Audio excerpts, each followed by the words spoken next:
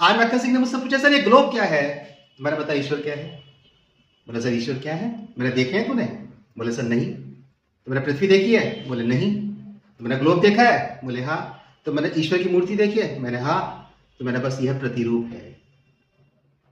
तो जैसे ईश्वर का प्रतिरूप या देवी का प्रतिरूप उनकी मूर्तियां हैं जिनमें प्राण प्रतिष्ठा करते हैं, तो हर मूर्ति देवी और देवता नहीं है, उसमें प्राण प्रतिष्ठा होगी तब वह परिवर्तित होती है।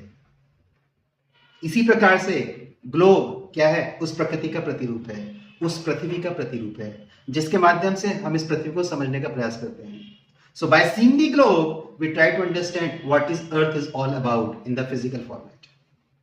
हम उसके भौतिक रूप को समझने का प्रयास करते हैं। ग्लोब मिनिएचर मॉडल ये एक इसका लघु स्वरूप है। तो जैसा कि हम ग्लोब देखते हैं, तो इस ग्लोब को देखने के माध्यम से, चित्र के माध्यम से जब हम समझेंगे तो हम देखेंगे पृथ्वी वास्तव में दिखती कैसे है। तो पहली बात हमको समझ में आती है कि पृथ्वी गोल है। दूसरी बात समझ में आती है कि पृथ्वी के दो ध्रुव हैं, पृथ्वी पर दिशाएं हैं पूर्व व पश्चिम की। पृथ्वी मध्य में से फूली हुई है, ध्रुव पर चपटी है, लेकिन ग्लोब हमको एक परफेक्टली राउंडेड शेप देता है, स्फेरिकल शेप देता है, गोलाकार प्रतिरूप में हमको दिखाता है। वास्तव में पृथ्वी कुछ ऐसी है जो इस चित्र के माध्यम से देखते हैं।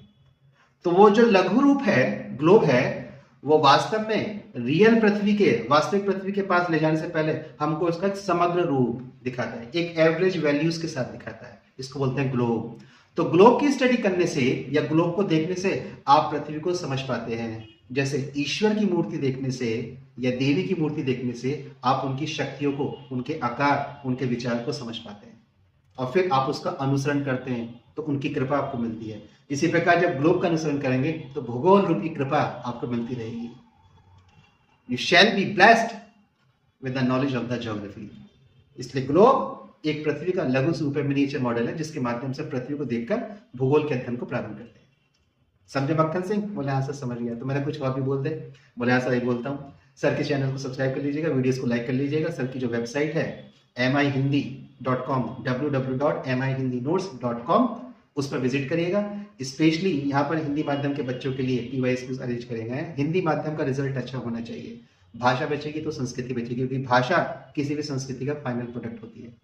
और यूपीएससी में हिंदी माध्यम का रिजल्ट केवल 5% है, तो उसके रिजल्ट को बढ़ाने के लिए ये मेरा प्रयास है। इसलिए समर्थन देते रहिएगा। आर्थिक समर्थन बिल्कुल नहीं चाहिए, बस टिप्पणी करते रहिए और इसको अधिक से अधिक साझा अर्थात शेयर करते रहिए। नमस्कार, जय हिंद।